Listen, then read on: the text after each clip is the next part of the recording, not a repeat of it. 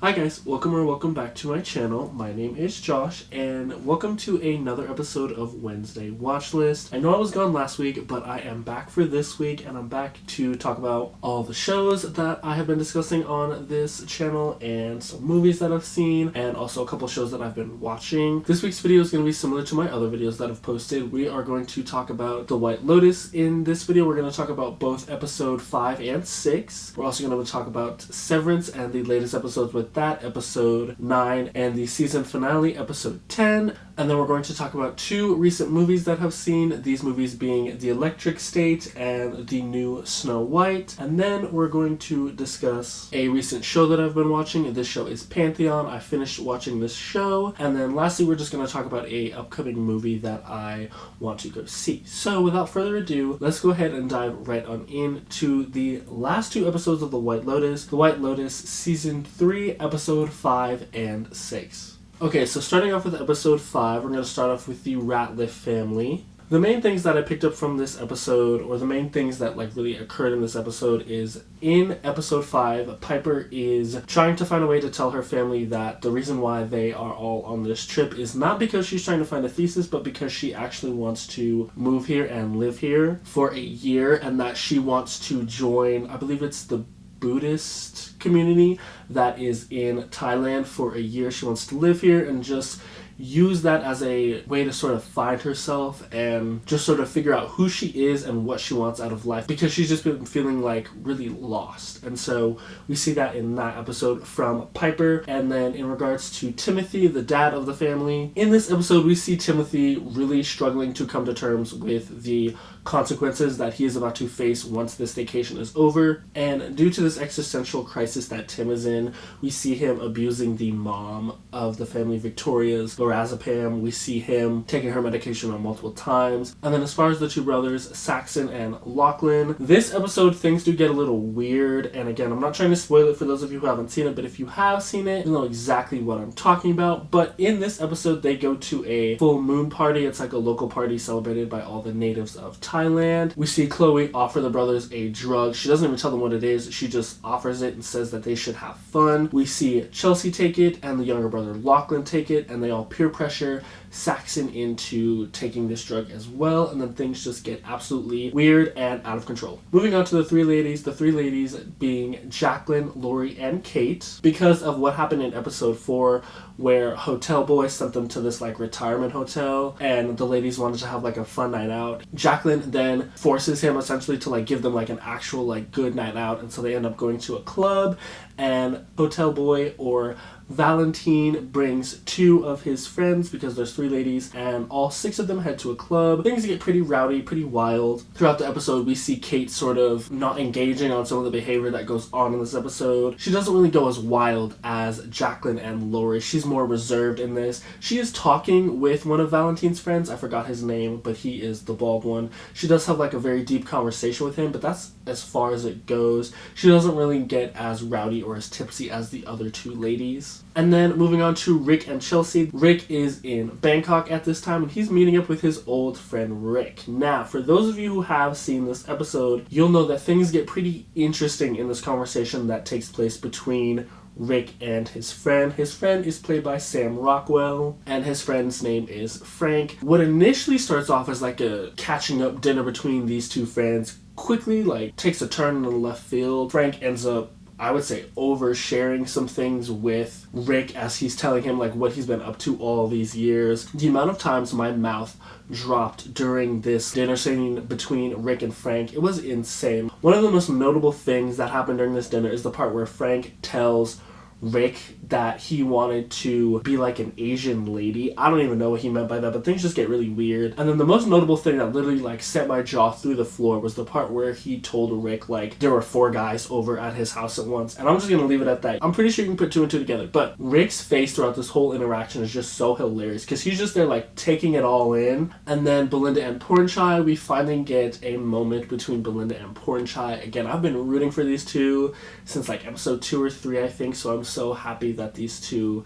finally have their little moment together. And then finally with this episode, Guy Talk and Mook. Guy Talk is literally like the worst security guard ever. I don't know what it is. Like, I get it, he's like into Mook and he's distracted by Mook, but like it's so bad. Like, it's comically bad how just terrible of a security guard Guy Talk is. And that's gonna conclude, I guess you could say, like my brief synopsis of episode 5. Moving on though to episode 6. This episode, things get even crazier, which I cannot believe I'm saying, but things do get absolutely crazy in this episode. The opening scene of this episode is crazy. I thought it was like reality, like I thought this actually happened, and then of course we find out that's not what actually happened. It's just Tim, I guess you could say, like hallucinating, and this is something that happens several times throughout the episode. And then since we're on the topic of the Ratliffs, in this episode Piper brings her family, well not all of her family, everybody but Saxon, to meet with the, I guess, like head monk of this Buddhist temple, because Piper's mom wants to meet with this, again, I guess you could call him head monk of this temple, just to make sure, as she says, it's not a cult. So we see that this episode. Lachlan does tag along for this journey. And again, since we're already discussing the Ratliffs, the two brothers, things get even weirder in this episode. Again, I'm not going to spoil what happens. If you've seen the spoilers online, then you know what I'm talking about. Things get weird. All of this happened during the full moon party that they went to with Chloe and Chelsea, so that's really the thing that happens. Again, I'm not going to spoil it. You're going to have to figure it out for yourself. But since we're on the topic of Chloe and Chelsea, this episode we also get more interactions between them. This is after the night of the full moon party. One of the funniest things I thought in this episode was when Saxon is like walking off from talking with Chloe and Chelsea about everything that happened the night before at this full moon party. Chloe tells Chelsea that Greg is inviting a whole bunch of people over to his house for like a little get together, and she invites Saxon and Chelsea. And then as Saxon like gets up and leaves, Chelsea very loudly screams, "Don't forget to bring your brother." I don't know if she knew what she was doing, but it was just funny because I'm like, oh my god.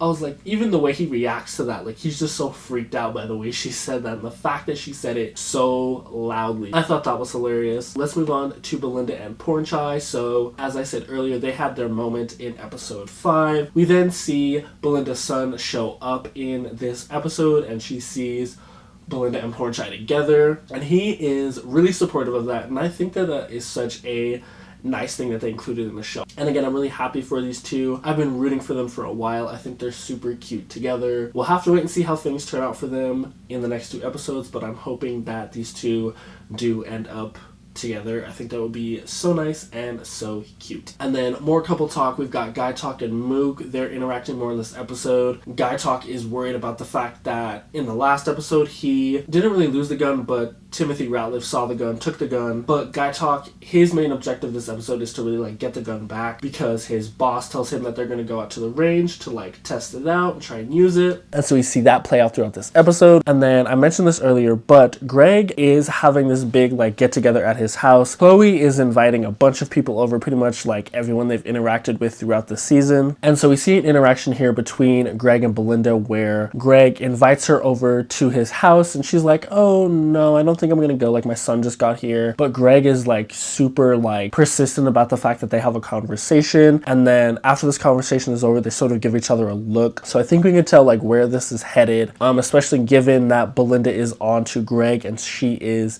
suspicious of Greg, and she's also voiced that opinion to, I forgot who like the manager of the resort is, but that one dude who's like the hospitality manager, or just the manager in general, I guess. He's super dismissive of it. He doesn't really believe her. He's focused way too much on his job. Like he just like passes her off. He brings it up again in this episode, and she's like sort of standoffish towards him. Like she doesn't really want to engage with him because he was so dismissive of her and her concerns, which I can honestly get. But I am interested to see how this party is going to turn out and just what exactly is all going to go down at this party, because again, pretty much everybody is invited to this party. So I think some very interesting and crazy shenanigans are about to go down at this party. And now moving on to Severance, we had the season finale, but also episode 9. I'm going to start off with episode 9 here. Episode 9 for me, it just seemed kind of dry to me. Like, I don't know, maybe it was just me, but like episode 9, didn't really seem all that engaging. I was a little bit confused for some parts, but episode 9 to me just sort of petered on by. We see Milkshake and the people at Lumen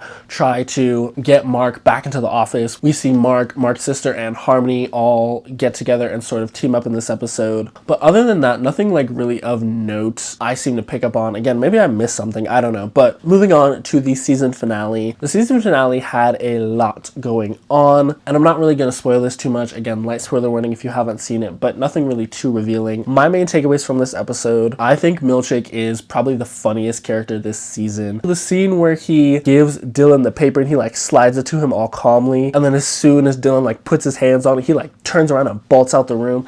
That scene was super hilarious. We see Eni and Audi Mark arguing with each other at the cabin that him, Pobel, and his sister are at. We see the Audi version and Eni version of Mark like arguing, trying to decide like what they should do. Audi Mark wants to reintegrate because he wants to find his wife. Eni Mark is like, well, what's gonna happen to me? Like, am I just gonna disappear? And I don't want to lose Helly. So it's this sort of whole conundrum where it's like, yes, Audi Mark should be allowed to find his wife, but like reintegration would essentially rid Eni Mark of his whole existence. And so he's just sort of worried that like if they reintegrate, how is that going to work? Because like Audi Mark is already married, he's got a whole wife, but Eni Mark is in love with Helly. So it's like, how is something like that going to work? And so there's this whole conundrum with that. But overall, I think this season was really good. There were some dry episodes, there were some interesting episodes, but I thought it was really well done. And I also really liked the choreography this season. So that's my takeaway on the season finale of Severance. And then moving on to the electric stage, this movie I have talked about in earlier episodes. My initial thoughts on this movie were that it weren't going to be that good, and that I was really skeptical of how this movie was going to turn out,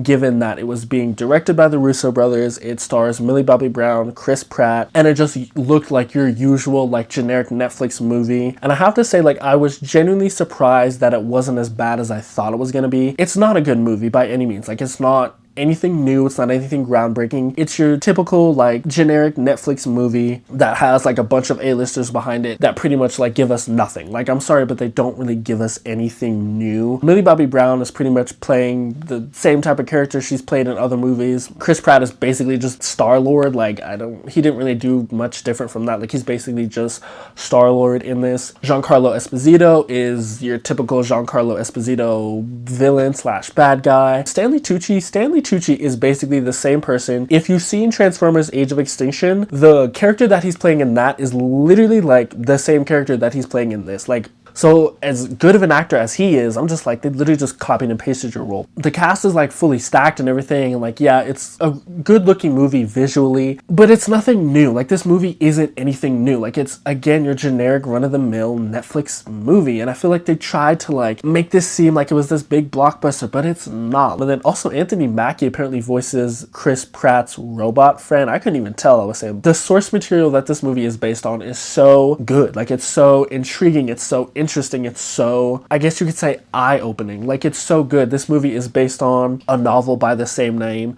that Simon, I believe it's Stålenhag, I forget, I'm sorry if I pronounce his name wrong, but it's based on that. It's based on his novel. He's done some other really good books. He did Tales of the Loop. That book actually got a Amazon Prime adaptation, which I would have to say they honored wonderfully. And then there's the budget. The budget for this thing is like $300 million or more than that. I believe it's anywhere between $300 to $320 million. And when I was looking at this movie, it looked very well shot. The cinematography is good. Some of the effects were really good. I couldn't really tell if they were like CGI or practical. The robots, I couldn't tell if they like actually built them or if they were CGI, because they are that good. But overall, I feel like knowing they spent $300 million on this just really makes me question, like, where did that money go? Like, when I hear $300 million, I think of something like Avatar or an Avengers movie, or like a big, like, absolutely blow the box office blockbuster. Like, everybody's talking about this for like a month or more. This is gonna like fizzle out. And so I really question, like, where did the money go? Like, I get the cast is stacked and the movie does look good, but I'm like, I can maybe see this costing anywhere between 100 to 150 million,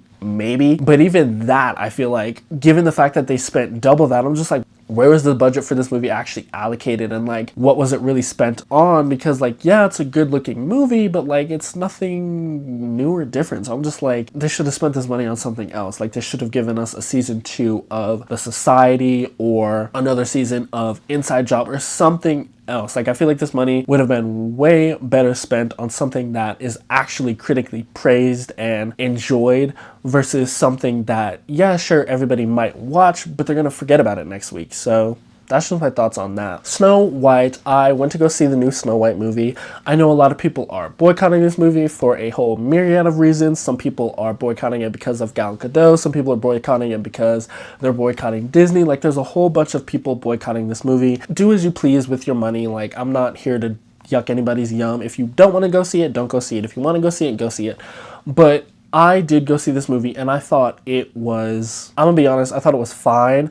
I give it like a C plus B minus. It's fine, and I get that Disney is like remaking all of their animated movies into live action. I feel like one of the main reasons it's gonna struggle is because of everything behind the scenes, like Gal Gadot, the controversy with the Seven Dwarfs, Rachel Zegler, and just some of the choices that Disney made with this movie. I can see why people don't want to go see it. I get it. I feel like maybe Disney should have skipped this remake, and I feel like maybe they should have just maybe reanimated the classic. I don't know. I feel like not too many people are really into Snow White, and I feel like that's really one of the main driving forces behind this is, sure, like, it's a classic, but like, how many people would actually tell you like, oh yeah, Snow White's my favorite princess? Like, okay, cool, yeah, she was like, I think one of their first animated films, but like, she's nothing to write home about. And I don't mean to say this with any disrespect, but it's your generic like prince saves the princess story, and there's nothing wrong with that. It's just, I feel like that is one of the driving factors behind people being like, why would I go see that? I feel like Snow White is like one of the last things they should have touched. Like, I feel like this should have been like the last, like, send them off, we're done with live action remakes. Like, I feel like that's where this should have come into play.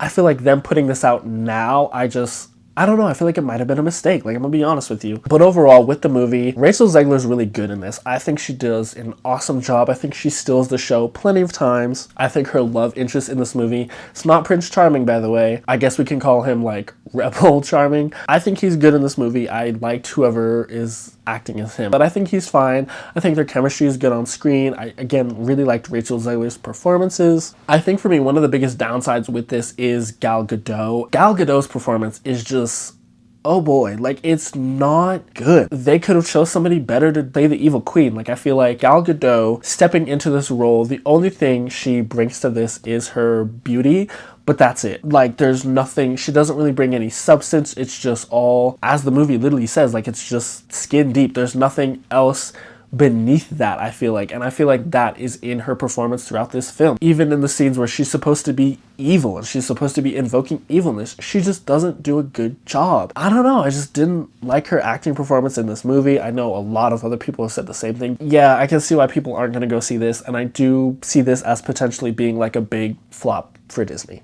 And then moving on to a recent show that I have watched. I finished watching Pantheon. I talked about this in my last Wednesday watch list episode. Pantheon is such a good show. If you have not seen the show, please go check it out. It's on Netflix. I think it's still on AMC Plus. It's an AMC Plus show, so I'm pretty sure it's on there, but it's on Netflix now. Both seasons, so good. It is one of the best shows that I have seen all year. The story is good, the animation's good, the plot's good, the character development is good. Like, everything about this show is so good. And it floors me that now that I've seen all of it, like, it's phenomenal. The way they wrap everything up so nicely. It's just so well done and so well executed. Yeah, all I can do is give props and praise to the show because it is just so good.